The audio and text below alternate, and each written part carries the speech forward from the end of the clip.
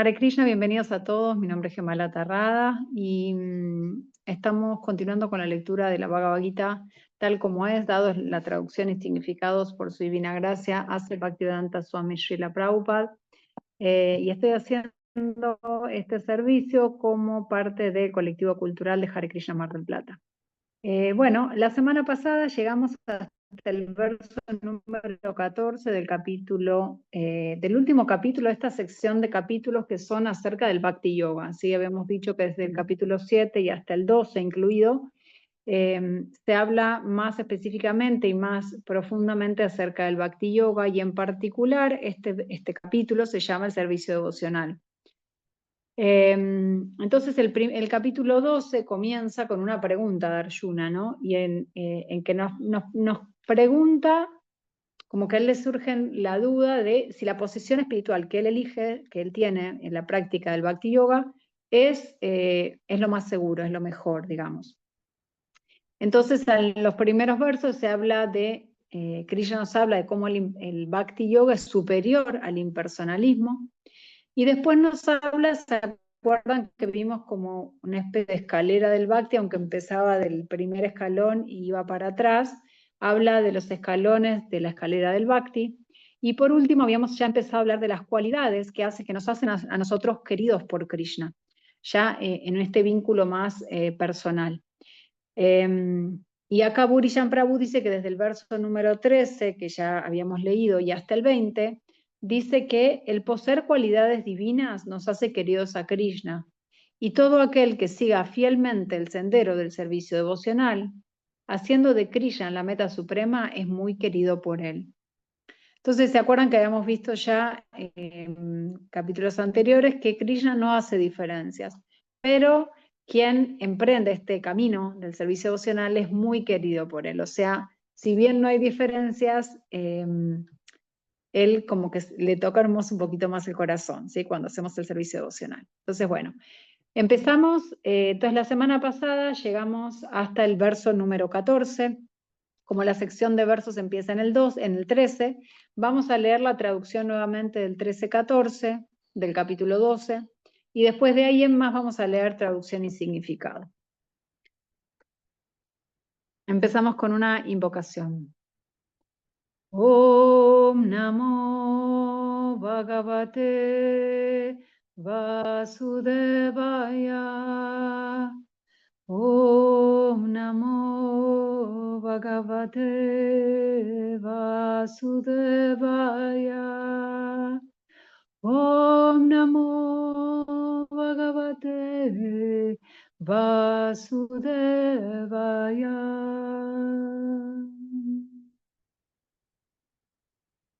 Bueno, y ahora sí, entonces vamos a comenzar leyendo las traducciones y los significados dados por su divina gracia, hace Bhaktivedanta Swami Srila Prabhupada.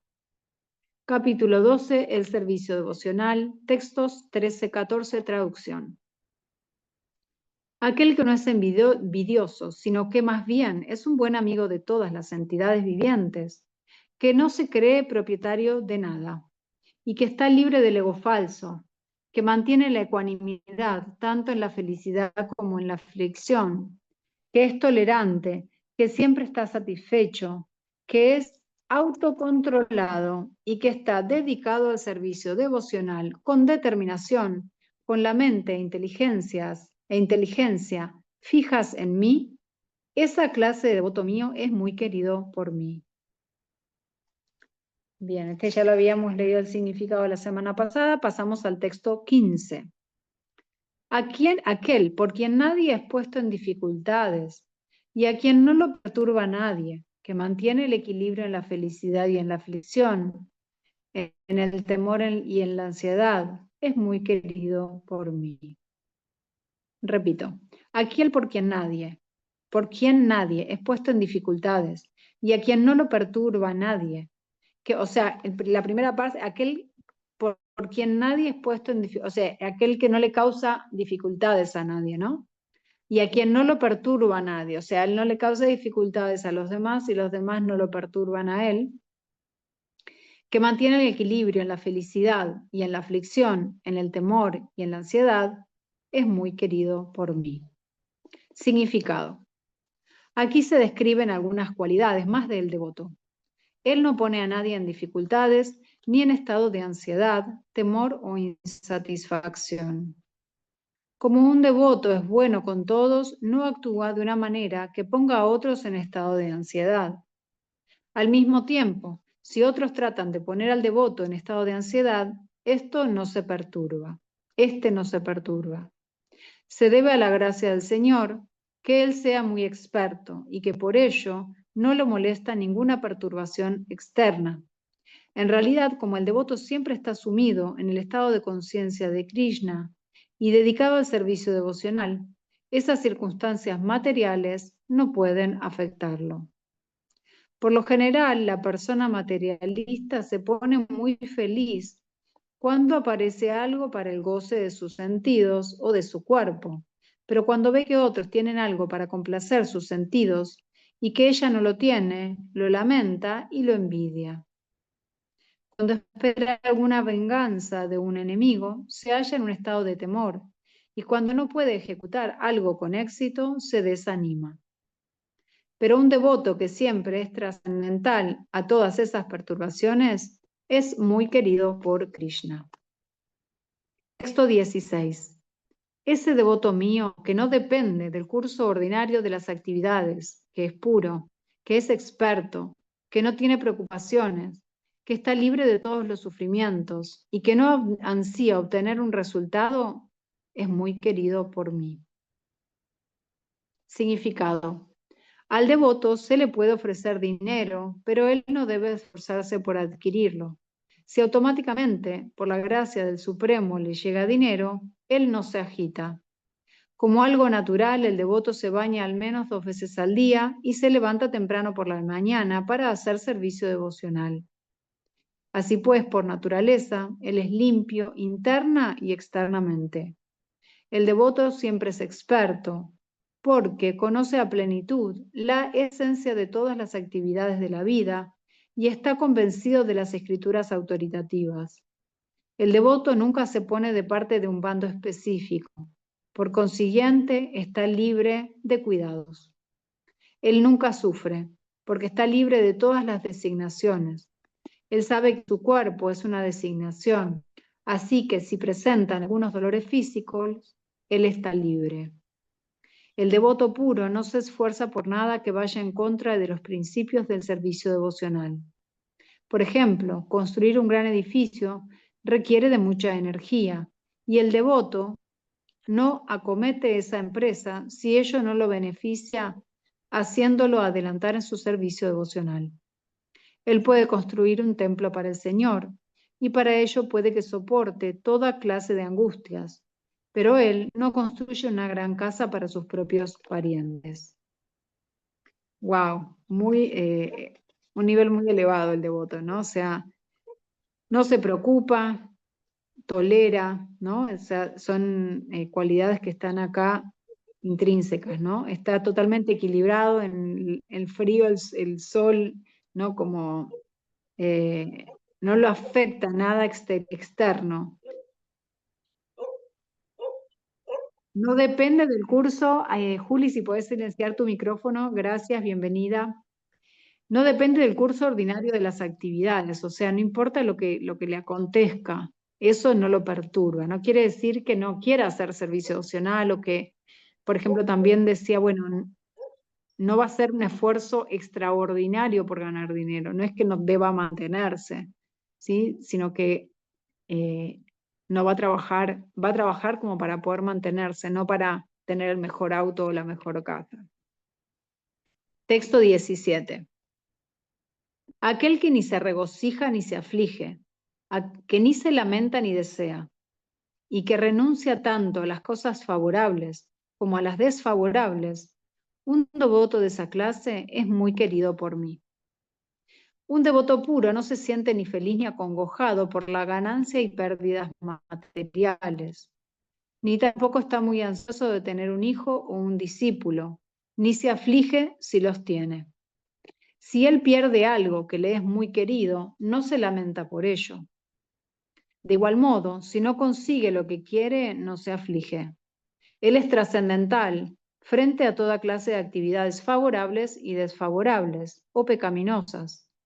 Él está dispuesto a correr toda clase de riesgo en aras de la satisfacción del Señor Supremo. Nada es un impedimento en el desempeño de su servicio devocional. Esa clase de devoto es muy querido por Krishna. La verdad que, o sea, es increíble todo esto que dice y no puedo no pensar en mis últimos días que tuve muchas situaciones materiales complejas.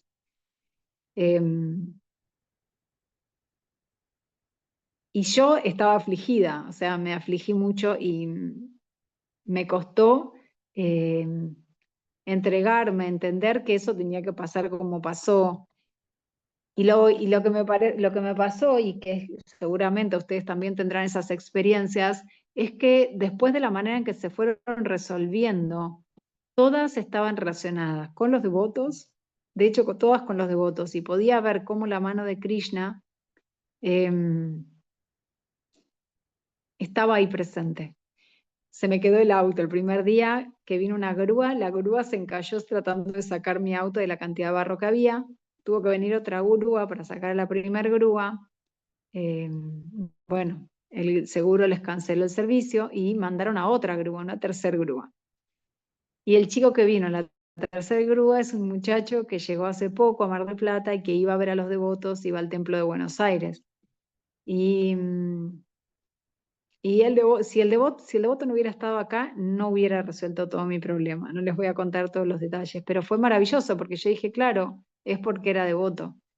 Y él, además, se fue muy contento de haber conocido la finca donde están los devotos, de ver que hay devotos en Mar del Plata, saber que nos reunimos, y bueno, ahora quiere venir a los programas. Entonces yo dije, wow, o sea, fue doblemente beneficioso. O sea, Krishna actuó para conmigo, porque si no hubiera sido un devoto no se hubiera quedado cuando ya no le estaban pagando, cuando ya le dijeron que se fuera, y él se quedó a ayudarme de manera totalmente desinteresada, y al mismo tiempo él estaba muy contento de haber encontrado devotos y de haber podido reconectar, y él sentía que era, me lo dijo a mí, me dijo, yo siento que esto fue una señal de Krishna que me dijo, bueno, no me sueltes. Entonces, bueno, a veces igual nos seguimos afligiendo, todavía no somos devotos puros, por lo menos no yo, eh, pero sí podemos a veces, cuando ya nos entregamos a la experiencia y cuando ya decimos, bueno, Krishna, o sea, decime qué debo hacer acá, por dónde, ¿no? ¿Qué es lo que debo aprender? Cuando ya nos entregamos a todo eso, ahí sí Krishna aparece y nos muestra que Él está ahí cuidándonos. Y bueno, se dice que igual el efecto que tenemos por ser devotos, porque quizás son karmas que tenemos que pagar, que es mucho más chiquito que lo que hubiera pasado. Y realmente todas las circunstancias que yo fui teniendo, aunque yo las vi y se me hicieron enormes y me abrumaron, después resultaron que se podían resolver de una manera sencilla. Así que bueno, nada, les comparto lo que me fue pasando a mí. Y bueno, ojalá que todos también apuntemos a esto, a ver cómo, bueno, lo que nos ocurre es lo que nos tiene que ocurrir. No, no nos debemos acongojar, como dice acá, ¿no? Por pérdidas materiales o ganancias materiales. También a veces nos ponemos extremadamente feliz y tampoco es la idea, ¿no? Para también evitar tener esos picos de felicidad o aflicción que nos abruman.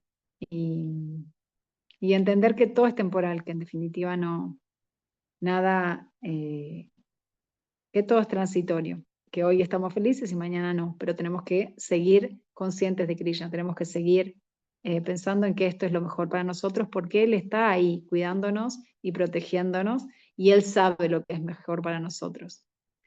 Bien, textos 18 y 19. Aquel que es igual con enemigos y enemigos. Wow, esa sí es fuerte. Aquel que es igual con amigos y con enemigos. Que mantiene la ecuanimidad en medio del honor y el deshonor. Mantener ecuanimidad cuando nos honran es una cosa y cuando nos deshonran, wow. El calor y el frío, justo yo antes lo había mencionado. La felicidad y la aflicción. La fama y la infamia. Que siempre está libre de relaciones contaminantes, que siempre es callado y se satisface con cualquier cosa, a quien no lo preocupa ninguna residencia, que está fijo en el plano del conocimiento y que está dedicado al servicio devocional. Esa clase de persona es muy querida por mí. Significado. El devoto siempre está libre de todas las malas compañías.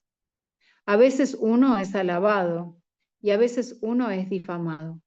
Esa es la naturaleza de la sociedad humana. Pero un devoto siempre es trascendental a la fama y la infamia artificiales y a la felicidad o a la aflicción artificiales. Él es muy paciente. Él no habla de nada más que de lo que trate de Krishna. Por ende, se dice que es callado.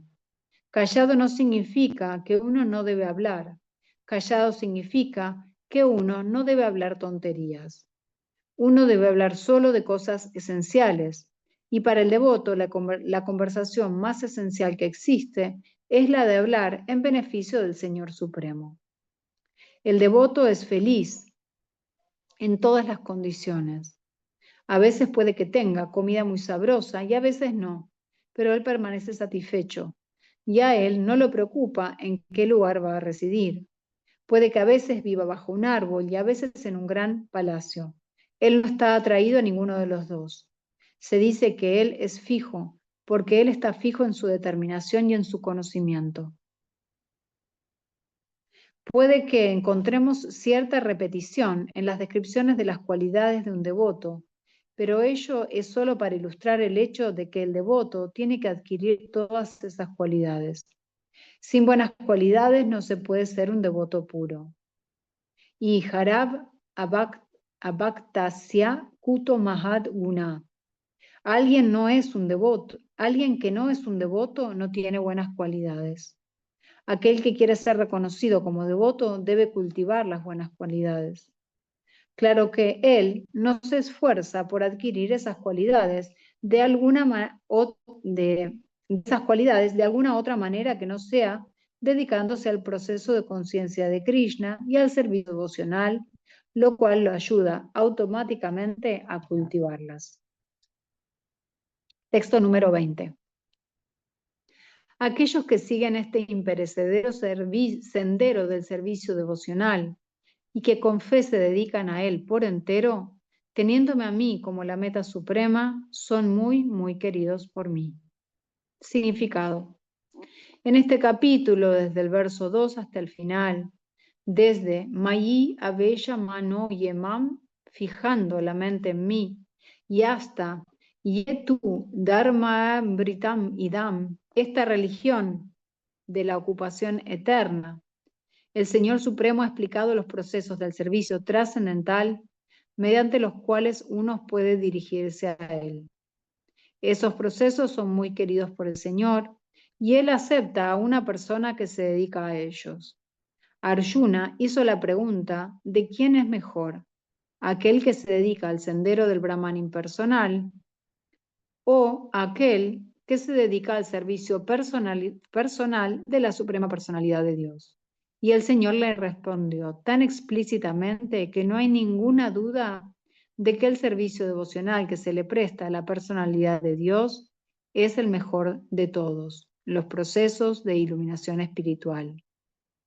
En otras palabras, en este capítulo se ha decidido que, a través de las buenas compañías, se desarrolla en uno el apego al servicio devocional puro, en virtud de lo cual uno acude a un maestro espiritual genuino y por él comienza a oír, a cantar y a observar los principios regulativos del servicio devocional, con fe, apego y devoción. Y de ese modo uno se dedica al servicio trascendental del Señor. En este capítulo se recomienda ese sendero. Por lo tanto, no hay ninguna duda de que el servicio devocional es el único sendero absoluto para la autorrealización, para conseguir a la Suprema Personalidad de Dios. La concepción impersonal de la Suprema Verdad Absoluta, tal como se describe en este capítulo, se recomienda únicamente hasta el momento en que uno se rinde en busca de la autorrealización. Dicho de otro modo, mientras uno no tenga la oportunidad de relacionarse con un devoto puro, la concepción impersonal puede ser beneficiosa. En medio de la concepción impersonal de la verdad absoluta, uno trabaja sin resultado fruitivo. Medita y cultiva, y cultiva conocimiento para entender el espíritu y la materia. Eso es necesario mientras uno no tenga la compañía de un devoto puro. Por fortuna, si en uno se desarrolla directamente el deseo de dedicarse al proceso de conciencia de Krishna a través del servicio devocional puro, no es necesario tener que ir mejorando por pasos en el campo de la iluminación espiritual. El servicio devocional, tal como se describe en los 6 capítulos intermedios del Bhagavad Gita, es más apropiado. No es necesario preocuparse por las cosas con las que se mantienen el cuerpo y el alma juntos, ya que por la gracia del Señor todo se da automáticamente. Así terminan los significados de Bhaktivedanta correspondientes al capítulo 12 del Srimad Bhagavad Gita, titulado El servicio devocional. Bien, entonces con esto, como Prabhupada nos explicó, cerramos el grupo de capítulos dedicados especialmente al servicio devocional, al Bhakti Yoga, y ahora comienza otro grupo, digamos, de capítulos a partir del capítulo 13, que son más, digamos, dedicados al Jnana Yoga. Se dice que es el Jnana Yoga lo que ahora se va a profundizar, el yoga del conocimiento. Este capítulo 13 se llama La naturaleza, el disfrutador y la conciencia. Y antes de empezar con el capítulo, quería contarles que acá Burijan Prabhu, en su libro Entrégate a mí, nos dice que la conexión entre los dos capítulos, entre el 12 y el 13, es la siguiente. Dice que Krishna, en el texto número 7 del capítulo 12, ha prometido redimir a sus devotos. Ahora bien, a tal fin, él declarará el conocimiento necesario para elevar a sus devotos del mundo material. Capítulo 13. Hasta aquí nunca se analizó con detenimiento el por qué hay que desapegarse de los resultados, los cuales son naturalmente nuestros... Claro, acá en realidad es una nota que yo tengo de otro profesor mío, ¿no? Que dice, hasta acá nunca se analizó en detenimiento por qué es que hay que desapegarse, decimos, bueno, hay que desapegarse de los resultados, pero hasta ahora no se explicó por qué. Si nosotros naturalmente nos apegamos a los resultados y nos apegamos a nuestro propio cuerpo, tampoco se analizó, se explica que hay que hacerlo y a los beneficios de hacerlo, pero no el por qué. Entonces eso es lo que dice acá este devoto, que es lo que se va a empezar a explicar en este capítulo.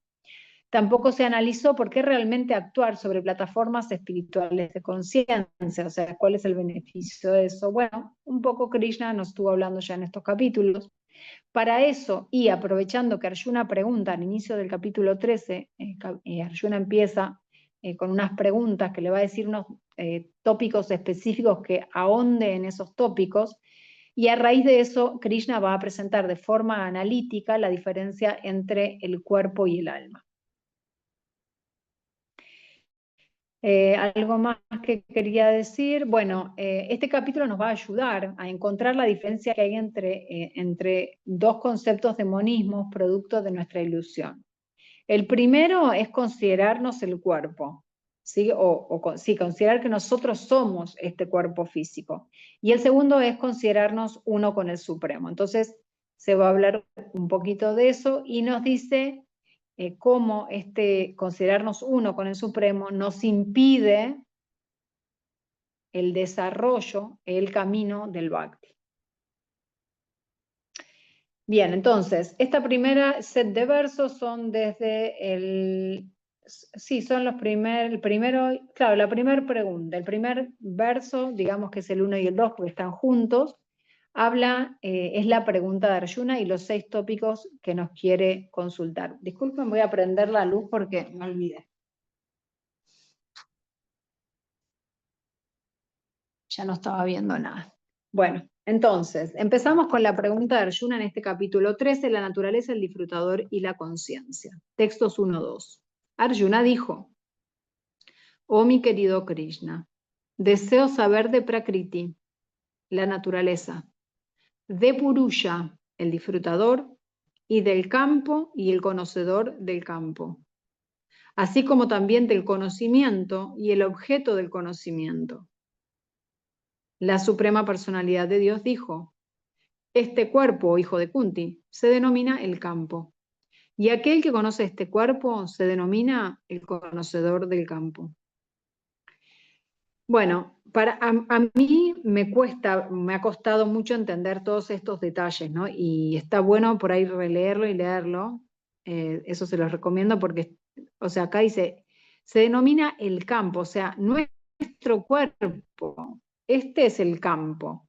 Y el que conoce este cuerpo se denomina el conocedor del campo. O sea, quien está dentro, que dirige, que mueve, es el conocedor del cuerpo, es el conocedor del campo. Entonces ahí ya nos está hablando Krishna de esta diferencia entre el alma, que es quien le da vida al campo. Si esa persona no estuviera ahí, el campo no tiene ningún sentido, o sea, es materia muerta. Bien, significado. Arjuna estaba interesado en saber de Prakriti, la naturaleza.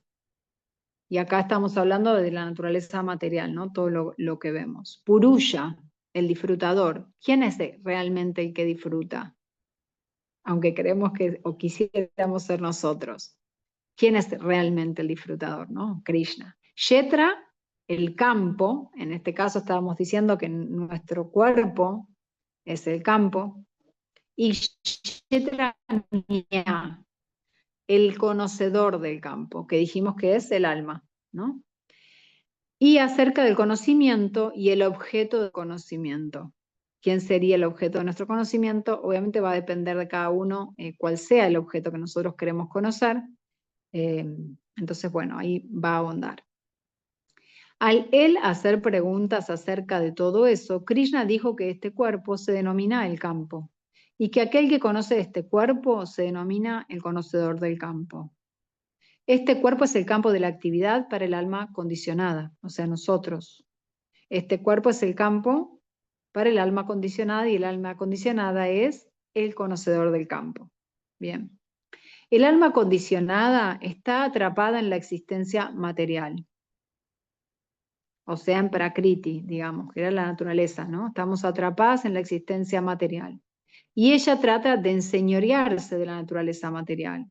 O sea, estamos en este mundo material y además nos queremos adueñar de la naturaleza material, queremos explotar la naturaleza material, queremos ser los controladores, los hacedores.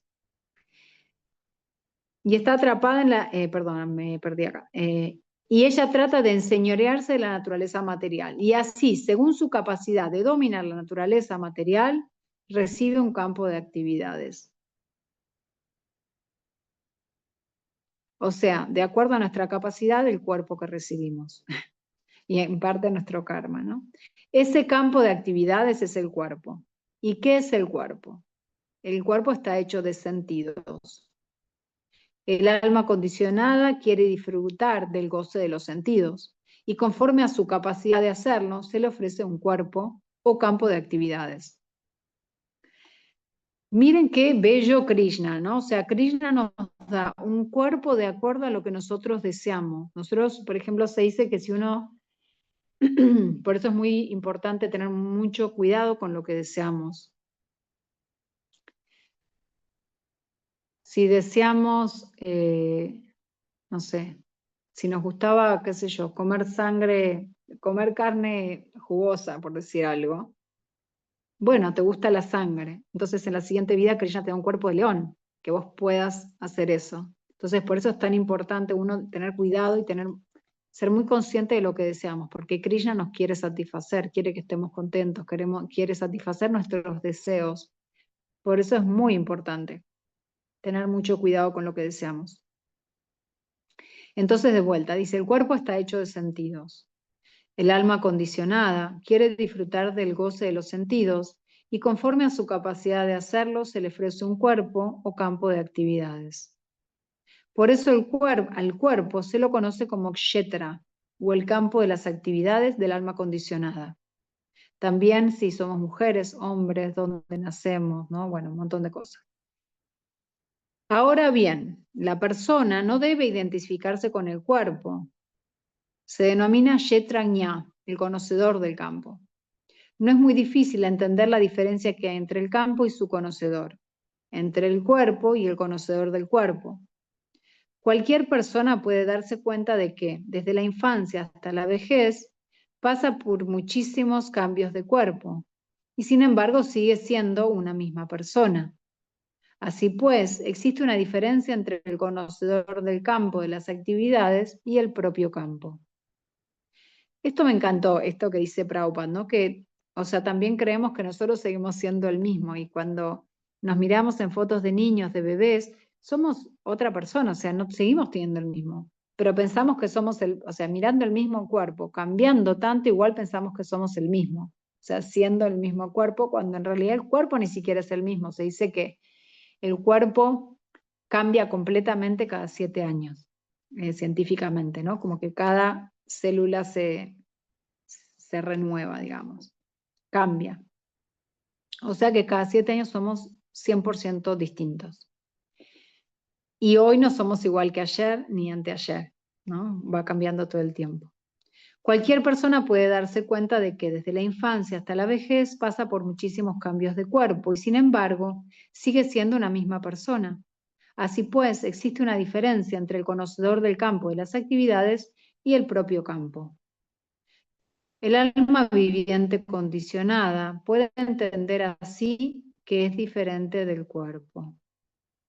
Al principio se describe, Dejino Smin, que la entidad viviente se halla dentro del cuerpo y que el cuerpo va pasando de la infancia a la niñez, de la niñez a la juventud y de la juventud a la vejez, y que la persona que posee el cuerpo sabe que el cuerpo está cambiando. El propietario es claramente el Kshetranya. A veces pensamos un perro, soy un gato. Esas son designaciones corporales del conocedor. Pero el conocedor es diferente del cuerpo. Aunque usemos muchos artículos, nuestras ropas, etc., sabemos que somos diferentes de las cosas que usamos. De igual modo, si lo analizamos un poco, también nos daremos cuenta de que somos diferentes del cuerpo. Yo, usted o cualquier otra persona que sea dueña de un cuerpo, recibimos el nombre de Kshetranya, el conocedor del campo de las actividades, y el cuerpo se denomina Kshetra, el campo en sí de las actividades.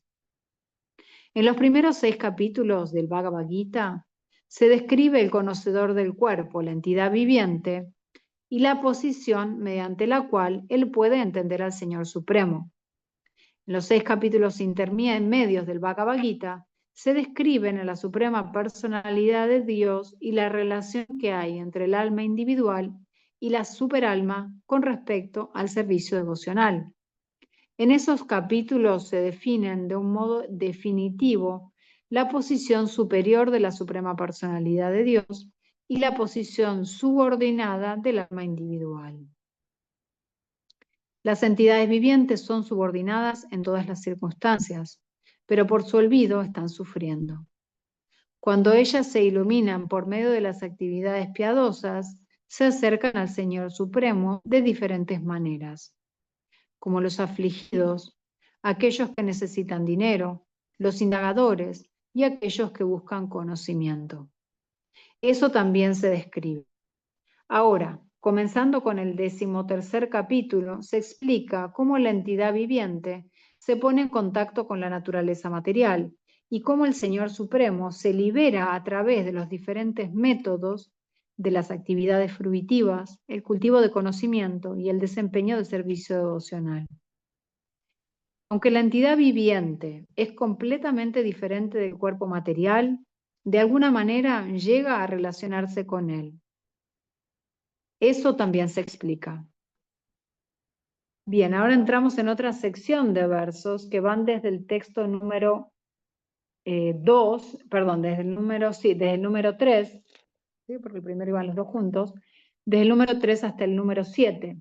Y acá Purijan Prabhu nos dice, Krishna explica el campo de las actividades y el conocedor del campo. O sea, explica Kshetra y Kshetranya, que habíamos dicho, ¿no? Estas dos palabras en sánscrito. En detalle, él dice que Krishna explica el cuerpo como el campo de las actividades, por el cual el alma se ocupa dentro de su esfera asignada de actividades, dentro del mundo material. Krishna explica asimismo que el alma, el conocedor del campo, posee conocimiento solo de su propio campo de actividades. Krishna mismo, sin embargo, como la superalma, es el conocedor de todos los campos de actividad de todas las entidades vivientes. ¡Wow! Conoce el campo y sus conocedores, y se denomina conocimiento. Vuelvo de vuelta. Conocer el campo y sus conocedores se denomina conocimiento. Entonces ahora ahí ya nos empieza a hablar del verdadero conocimiento. Bien, que ahora vamos a ahondar. Texto número 3. Oh vástago de Bharata, mientras se discute oh vástago de Bharata, debes saber que yo también soy el conocedor que está en todos los cuerpos, y que entender el cuerpo y a su propietario se denomina conocimiento. Esa es mi opinión. O sea, lo que me está diciendo es el conocimiento del que está hablando Krishna, no es el conocimiento científico, sino que está hablando el conocimiento de esta ciencia, de entender la diferencia entre el campo de acción y quién es el conocedor del campo, ¿no? O sea, el cuerpo y el alma, la diferencia entre los dos. Significado. Mientras se discute lo referente a este cuerpo y al conocedor del cuerpo, el alma y la superalma, encontraremos 3 diferentes temas de estudio: el Señor, la entidad viviente y la materia. En cada campo de actividades, en cada cuerpo, hay 2 almas, el alma individual y la superalma. Como la superalma es la expansión plenaria de la suprema personalidad de Dios, Krishna dice: yo también soy el conocedor del cuerpo, pero no el conocedor individual. Yo soy el superconocedor. Yo estoy presente en cada cuerpo como Paramatma o la superalma. Aquel que estudie muy minuciosamente en función de este Bhagavad Gita el tema del campo, de la actividad y el conocedor del campo, puede conseguir el conocimiento. El Señor dice: yo soy el conocedor del campo de las actividades que se encuentra en cada cuerpo individual. Puede que el individuo sea el conocedor de su propio cuerpo, pero él no tiene conocimiento de otros cuerpos. La suprema personalidad de Dios, que está presente en forma de la superalma en todos los cuerpos, conoce todo acerca de todos ellos. Él conoce todos los diferentes cuerpos de todas las diversas especies de vida. Puede que un ciudadano conozca todo lo referente a su parcela, pero el rey sabe no solo de su palacio, sino también de todas las propiedades que poseen los ciudadanos individuales. De modo similar, puede que uno sea el propietario del cuerpo individualmente, pero el Señor Supremo es el propietario de todos los cuerpos. El rey es el propietario original del reino y el ciudadano es el propietario secundario. De la misma manera, el Señor Supremo es el propietario supremo de todos los cuerpos. El cuerpo consta de sentidos. El Señor Supremo es Rishikesha, que significa el controlador de los sentidos. Él es el controlador original de los sentidos, tal como el rey es el controlador original de todas las actividades del Estado. Los ciudadanos son controladores secundarios. El Señor dice: yo también soy el conocedor. Esto significa que Él es el superconocedor. El alma individual conoce solo su cuerpo en particular. En la literatura védica, ello se expresa de la siguiente manera: este cuerpo se denomina el kshetra, y dentro de él moran el propietario del cuerpo y el Señor Supremo, que conoce tanto el cuerpo como el propietario del cuerpo. Por consiguiente, a él se lo llama el conocedor de todos los campos. La diferencia que hay entre el campo de las actividades, el conocedor de las actividades y el supremo conocedor de las actividades se describe de la siguiente manera.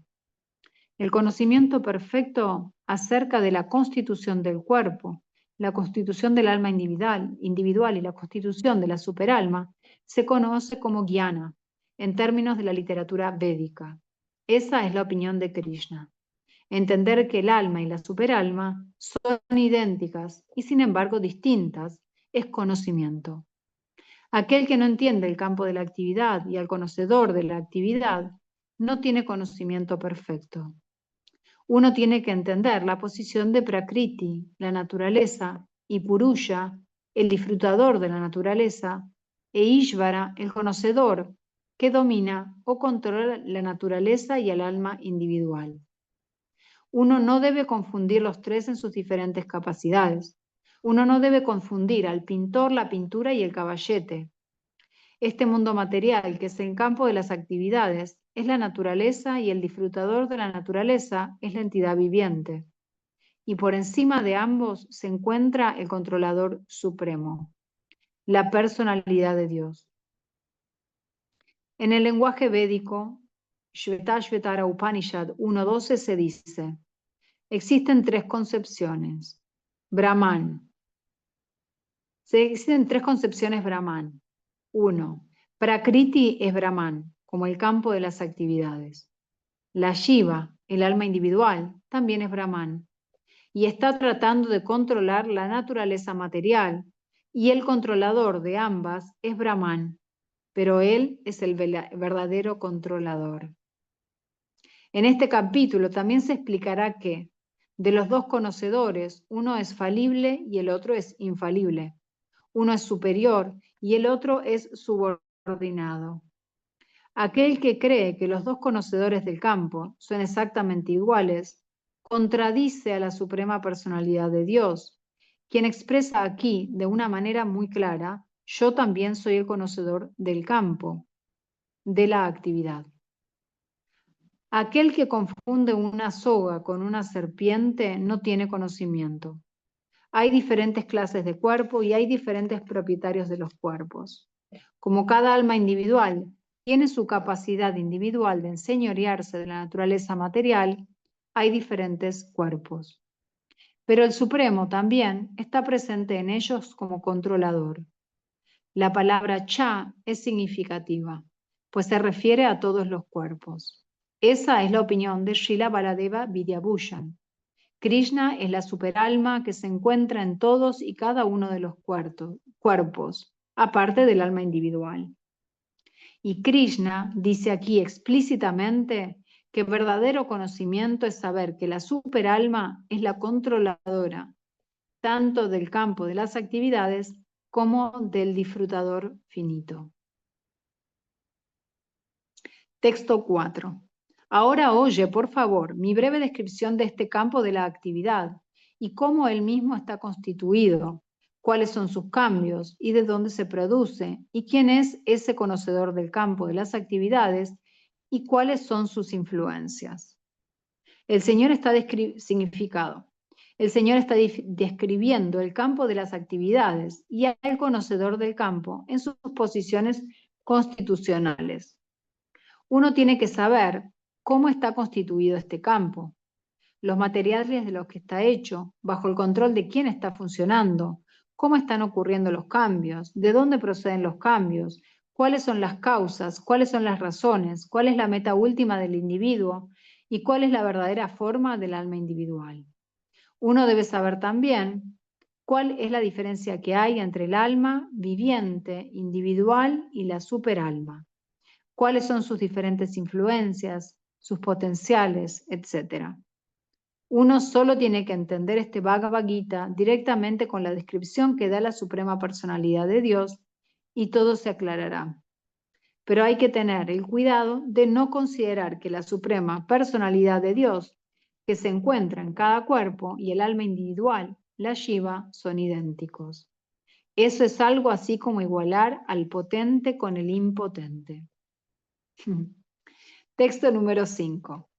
Ese conocimiento acerca del campo de la actividad y del conocedor de las actividades lo describen diversos sabios en diversos escritos védicos. Dicho conocimiento se presenta especialmente en el Vedanta Sutra, con todo el razonamiento necesario respecto a la causa y el efecto. Significado.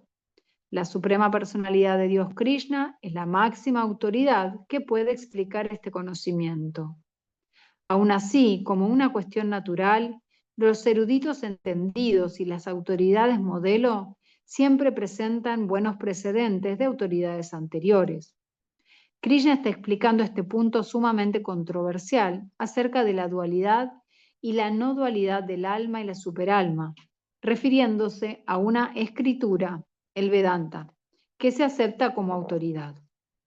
Primero él dice, esto está de conformidad con lo que indican diferentes sabios. En lo que respecta a los sabios, además de él mismo, Vyasadeva, el autor del Vedanta Sutra, es un gran sabio y en el Vedanta Sutra la dualidad se explica a la perfección. Y el padre de Vyasadeva, Parashara, también es un gran sabio y él describe en sus libros de religiosidad. Nosotros, usted, yo y las diversas otras entidades vivientes somos todos trascendentales, aunque estemos en cuerpos materiales. Ahora hemos caído en el terreno de las tres modalidades de la naturaleza material, según nuestros diferentes karmas.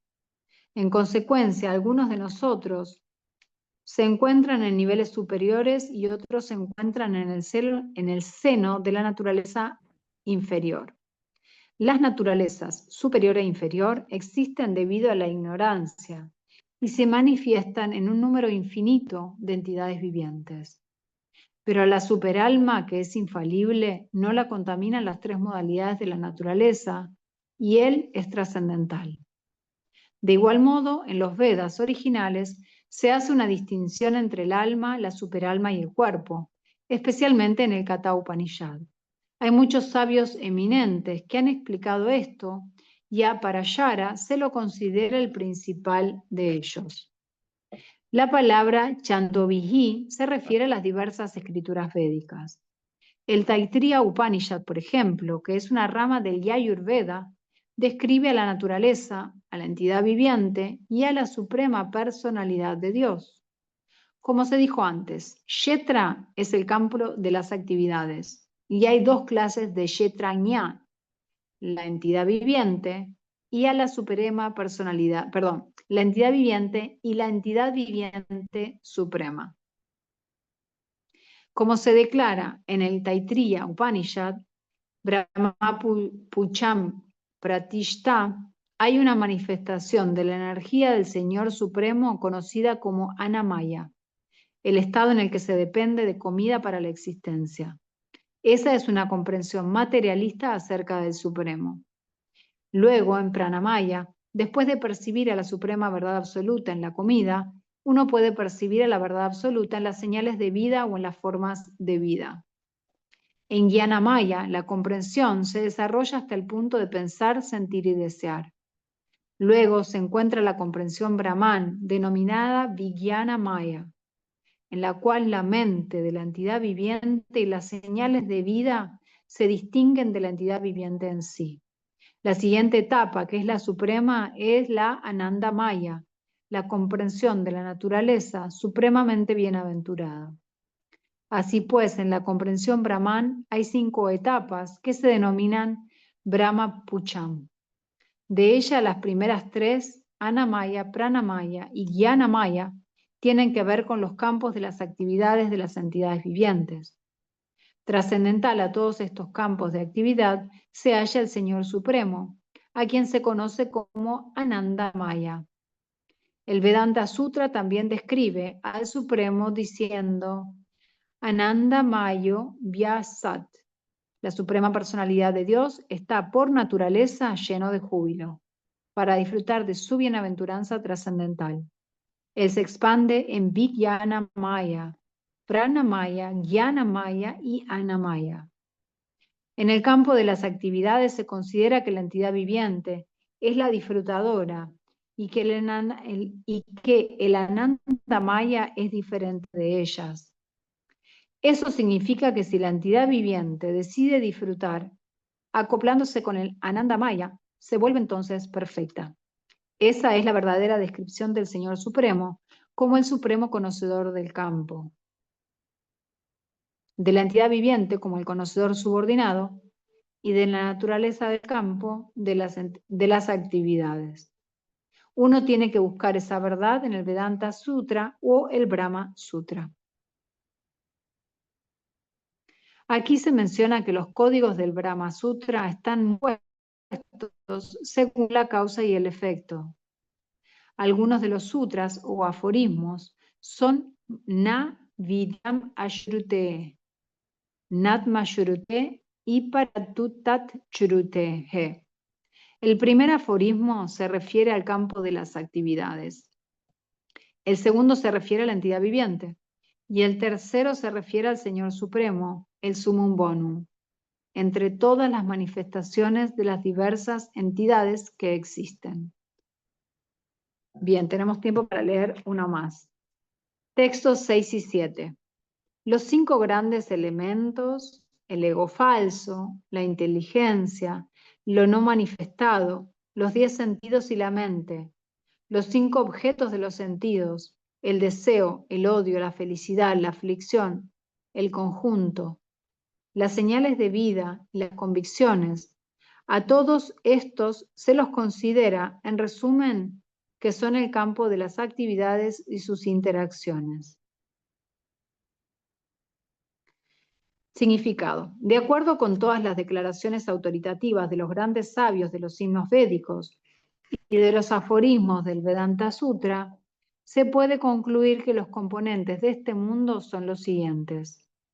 En primer lugar están, y acá relata y nos detalla los 5 grandes elementos, la tierra, el agua, el fuego, el aire y el éter. Estos son los 5 grandes elementos, Mahabhuta. Luego están el ego falso, Ahankara, la inteligencia, Buddhi, y la etapa no manifestada de las 3 modalidades de la naturaleza material. Después están los 5 sentidos para adquirir conocimiento, los ojos, los oídos, la nariz, la lengua y la piel. Luego están los 5 sentidos de trabajo, o sea, relacionados a esos sentidos, pero digamos el órgano sería los ojos, los oídos, la nariz, la lengua y la piel. Luego están los 5 sentidos de trabajo, la voz, las piernas, las manos, el ano y el órgano genital. A continuación, por encima de los sentidos está la mente, la cual está dentro y a la que se puede llamar el sentido interno. De modo que, incluyendo a la mente, hay un total de 11 sentidos. Luego están los 5 objetos de los sentidos: el olor, el sabor, la forma, la sensación del tacto y el sonido. Pues bien, el conjunto de estos 24 elementos se denomina el campo de la actividad. Si uno hace un estudio analítico de estos 24 elementos, puede entonces entender muy bien el campo de la actividad. Después se encuentran el deseo, el odio, la felicidad y la aflicción, que son interacciones, representaciones de los 5 grandes elementos del cuerpo físico. Las señales de vida, representadas por la conciencia y la convicción, son la manifestación del cuerpo sutil. El cuerpo sutil siendo la mente, el ego y la inteligencia. Esos elementos sutiles se incluyen dentro del campo de las actividades. Los 5 grandes elementos son una representación física del ego falso, que a su vez representa la etapa primaria del ego falso, técnicamente conocida como la concepción materialista o Tamaya Buddhi, la inteligencia en el ámbito de la ignorancia. Esto además representa la etapa no manifestada de las 3 modalidades de la naturaleza material. Las modalidades no manifestadas de la naturaleza material se denominan pradhana. Aquel que desea conocer en detalle los 24 elementos, juntos con sus interacciones, debe estudiar la filosofía más detenidamente. En el Bhagavad Gita solo se da un resumen. El cuerpo es la representación de todos esos factores y existen cambios que sufre el cuerpo, que son 6 en total.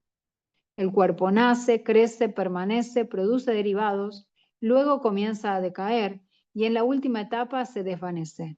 Por lo tanto, el cuerpo es una cosa material temporal. Sin embargo, el Kshetrajna, el conocedor del campo, su propietario, es diferente. Bueno, voy a dejar por acá porque justo en el siguiente verso, ya en el 8, empezamos con la siguiente sección de versos según lo clasifica Buriyán Prabhu en su libro Ríndete a mí. Así que bueno, acá lo abro para preguntas, comentarios, dudas. Ahí veo que se sumaron Doris, también se sumó Ro. Bueno, bienvenidos a todos. No sé si tienen alguna duda, pregunta. Acá van a ver como que esta sección del Bhagavad Gita se pone más técnica.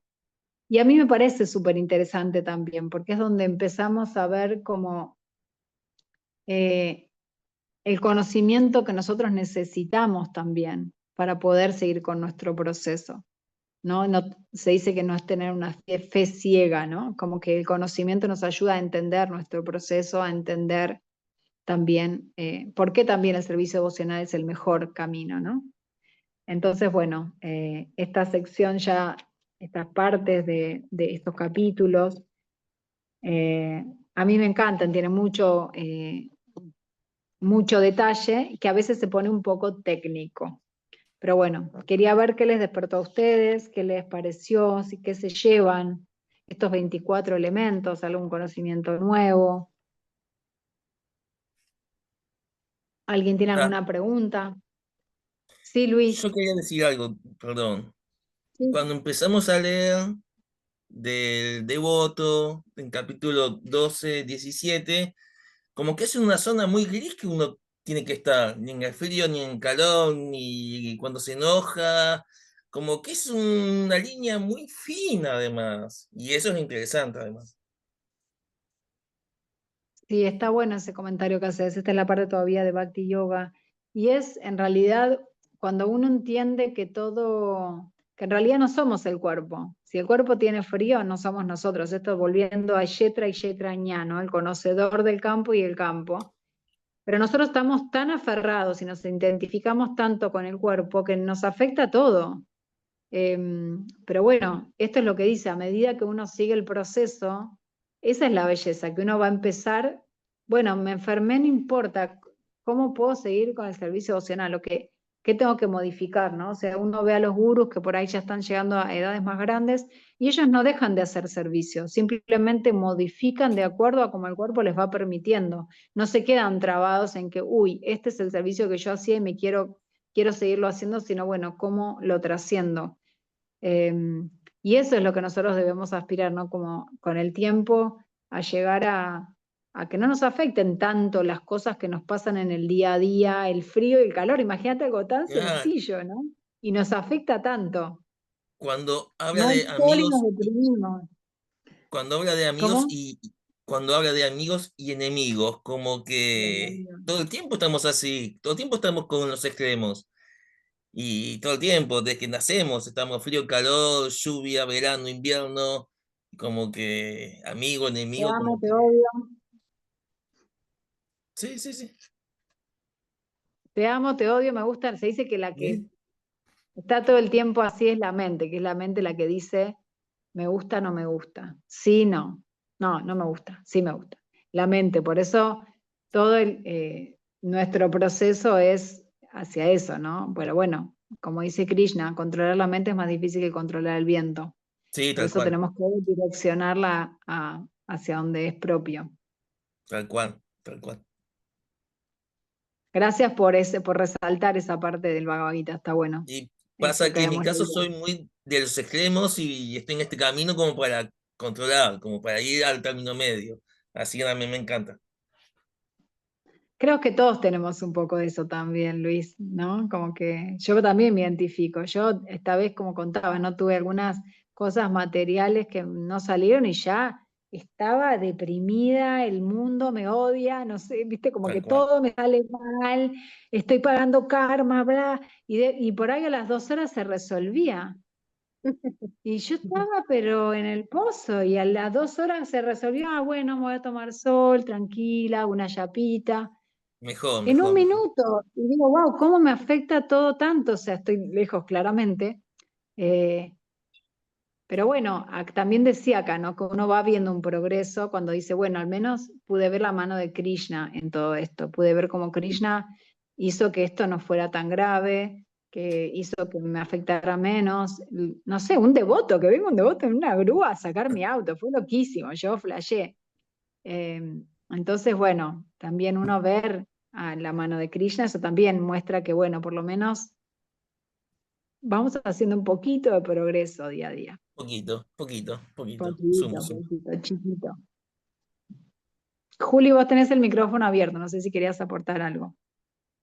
Sí, a mí me choqueó, o sea, no es que me choqueó, me interpeló mucho esto de amigo-enemigo, porque es como dominar los demonios. Yo siempre lo digo de esta manera, ¿no? Como la parte oscura de nosotros, que también hay que integrarla, las sombras, los defectos, lo que venimos a mejorar a la tierra, por decir algo, ¿no?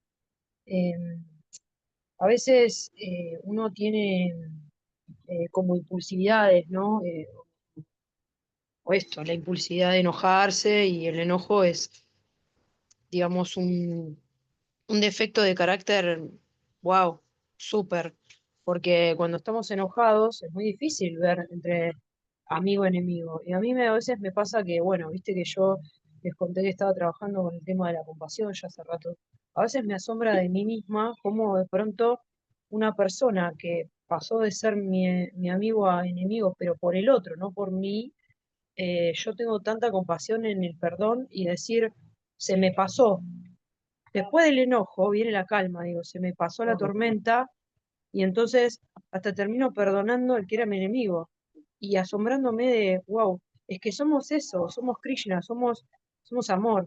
No, no al extremo, pero a veces hasta me asombro de de media correr haciendo ruido, hasta de mis decisiones, ¿no? Y siento que en ese sentido uno puede como, como adiestrar ese defecto de carácter, ese enojo, y también no adelantarse. Es algo que yo trabajo mucho con el espejo.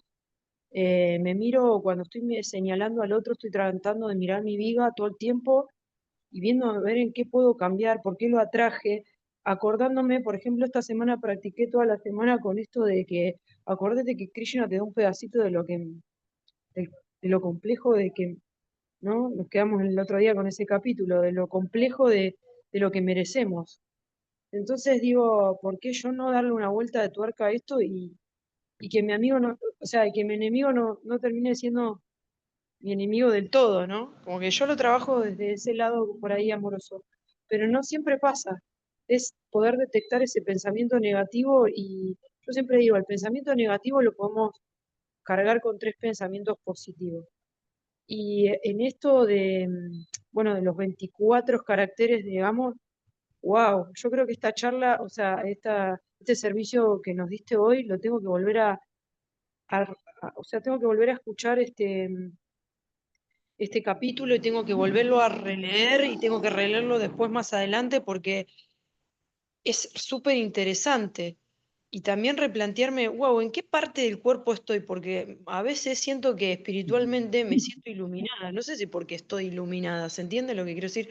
A nivel piel, a nivel físico, sino que me siento iluminada porque está Krishna dentro mío y siento que este cuerpo está mucho más acoplado al cuerpo de hace 7 años atrás cuando no conocía a Krishna, por ejemplo, ¿no?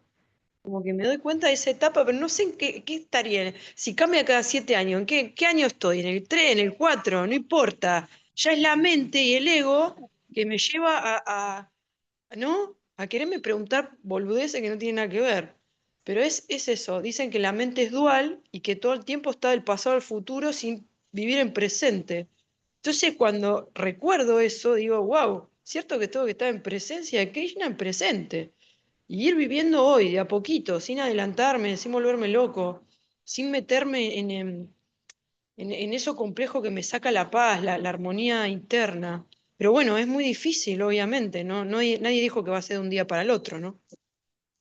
Es un ejercicio que por lo menos yo lo No, es un intento hacer. proceso y también eso que decías, me gustó eso que hablabas como que uno también, esto enemigo y enemigo, a veces en ese momento también esto es parte del proceso, ¿no? Como que en ese momento por ahí lo ves como tenés una reacción, pero después uno recapacita y dice, bueno, Krishna también está, ¿y qué estaría pasando a esa persona, no? En ese momento por ahí alguien te dice algo, te agrede y uno como que reacciona así, después uno puede recapacitar y eso también demuestra que estamos en un proceso y que estamos haciendo progreso. Entonces está buenísimo esto que decís porque uno ve el progreso de uno a lo largo del tiempo, ¿no? Y eso es hermoso.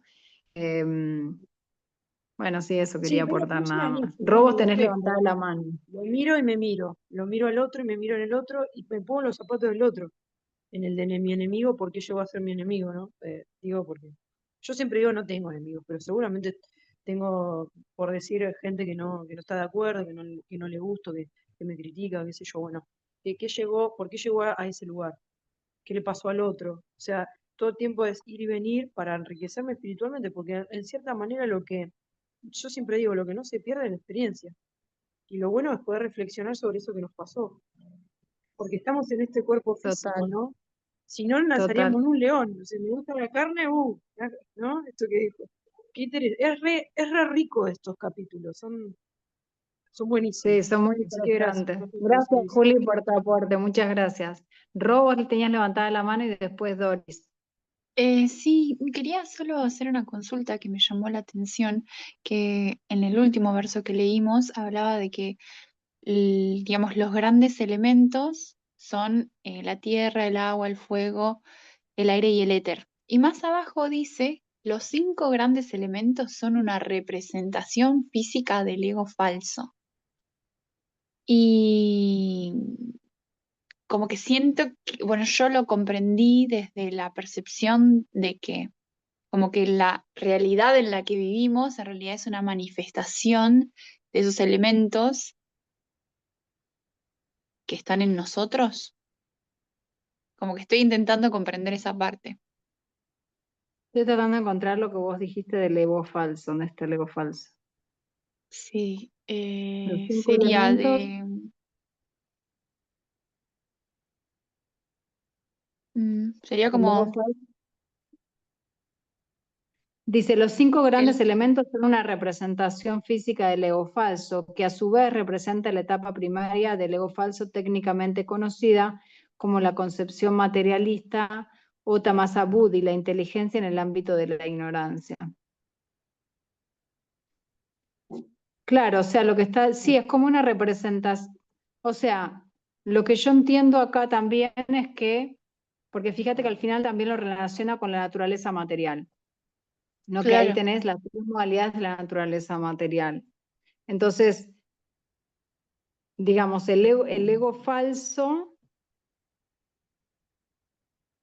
sí, acá dice, o sea, Prabhupada lo explica, dice, representa la etapa primaria del ego falso. Y después nuestro ego falso se representa a través de nuestro cuerpo que está hecho de los 5 elementos. ok, Porque nuestro ego falso es, yo soy mujer, yo soy lo que fui, y en realidad nuestro cuerpo son los 5 elementos, ok, ¿no? ok, Eso es ok. como yo lo entiendo. Sí, sí, sí. Entiendo, sí, sí, está perfecto. En mi mente, solo porque tengo una concepción por ahí un poco diferente, había pensado que decía que los elementos son una representación física.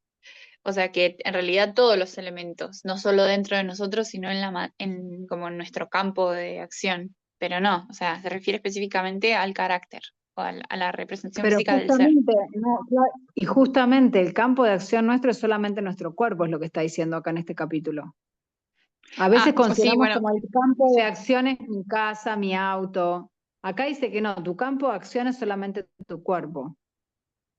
El resto es prakriti, es naturaleza material, son cosas externas a tu cuerpo, a tu Claro, campo de en un acción. momento O pensé sea, que a como esto que que se refería como tu alma lo único que repres- controla mm.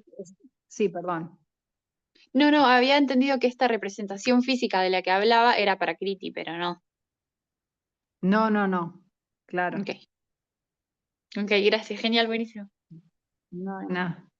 Doris, vos tenías la mano levantada. Sí, bueno, la verdad que lindo escuchar esta clase que pasamos del servicio devocional, el capítulo 12 al 13, que habla ya un poquito, ya más profundiza, ¿no? En el ser humano, vamos a decir, y realmente me llegó mucho. Y ya habla de, o sea, ya podemos vernos como devotos, o sea, digamos, nuestro cuerpo humano, ¿para qué sirve, no? Aquí ya nos da esa utilidad de que por qué hemos nacido como personas y no como animales, ¿no? ¿por qué no soy un perro o un gato? Soy una persona. Entonces aquí es donde Krishna nos explica que este cuerpo material, vamos a decir, tiene dentro un cuerpo espiritual.